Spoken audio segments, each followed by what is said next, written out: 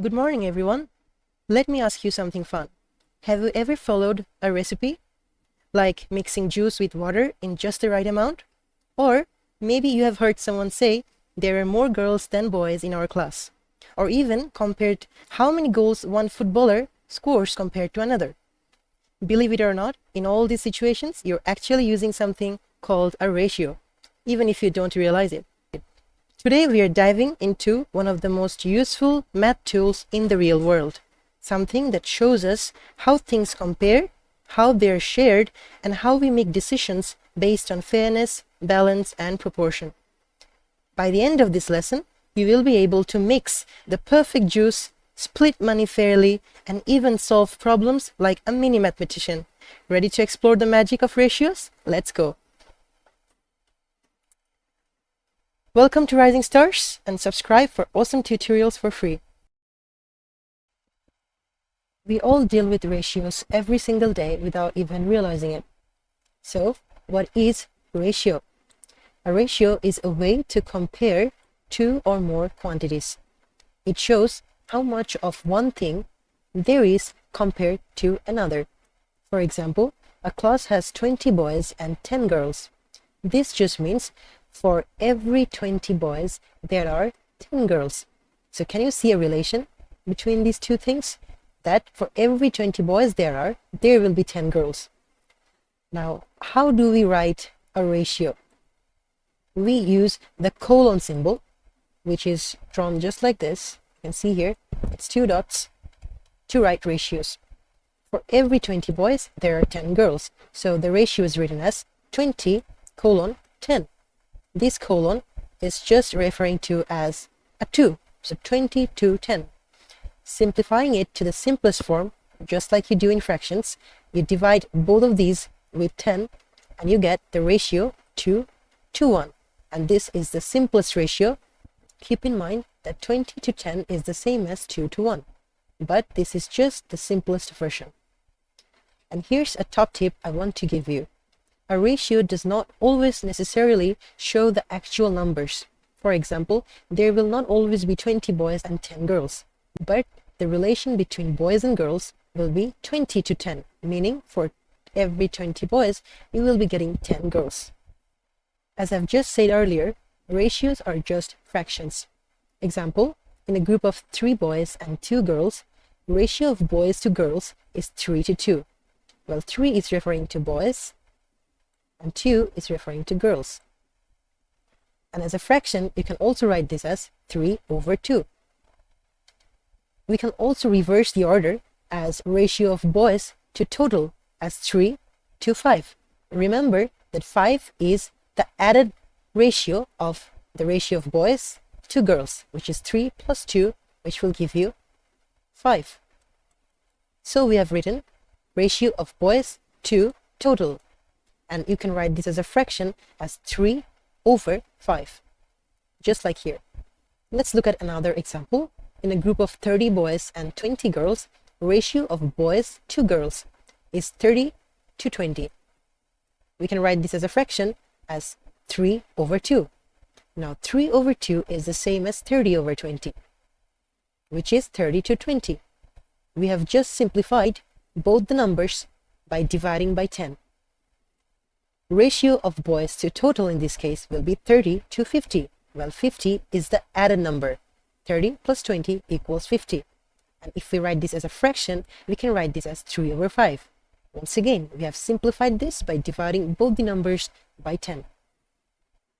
Notice, in both examples, the ratios are the same, even though the actual numbers were different. So, in the first example, we had 3 boys for every 2 girls, and in the second example, we have 30 boys for every 20 girls.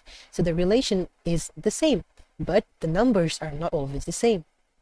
This is what ratio tells us. It's just a relation between two or more quantities. Let's look at some sample questions regarding ratio.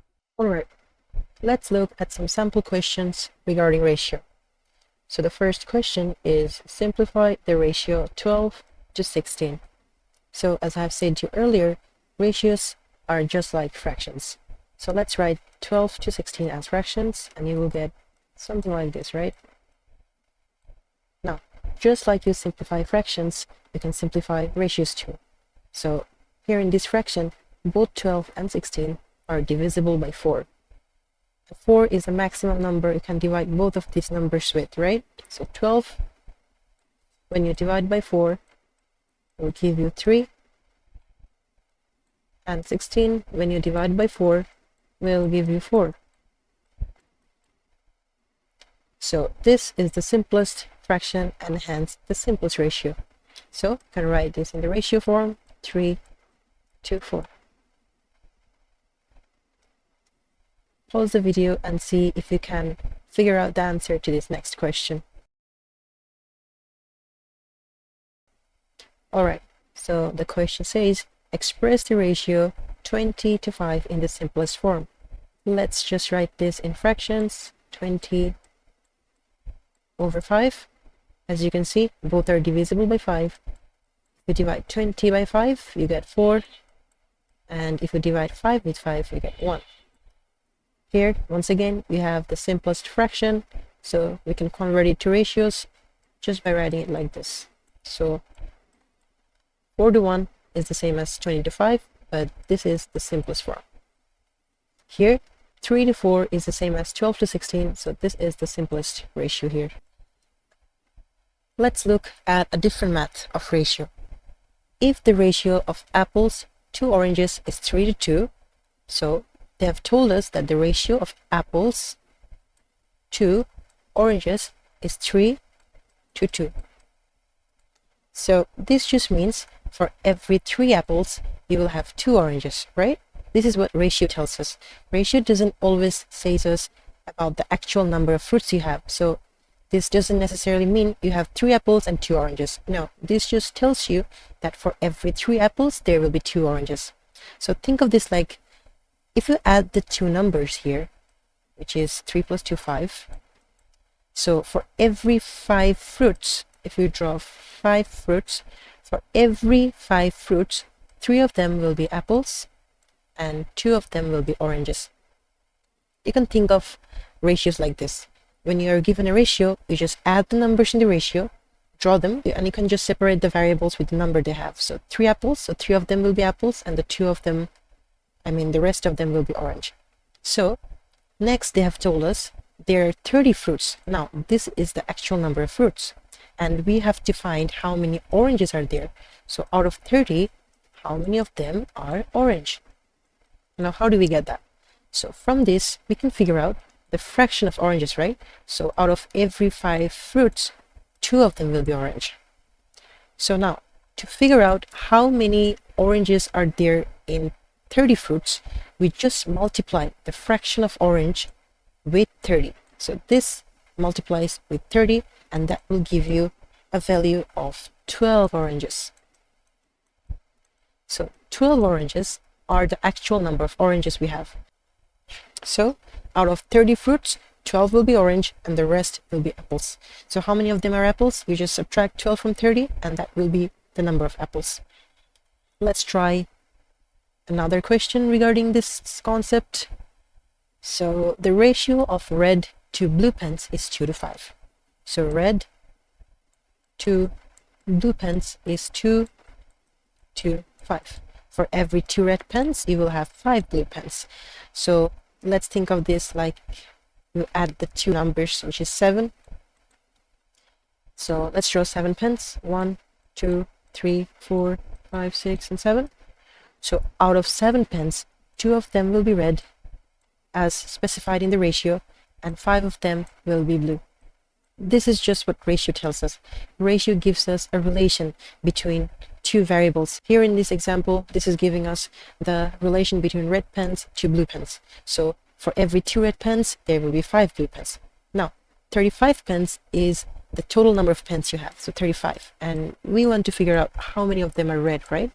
So we have to multiply the fraction of red or the proportion of red out of the 7, because 7 is the simplest number you can use to show the relationship.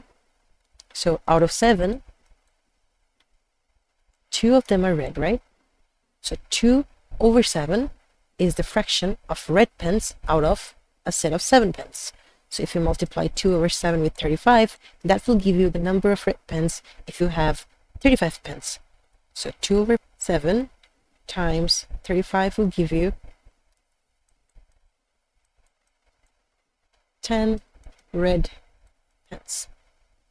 And if you want to find out the value of how many blue pens there are, you just subtract 10 from 35.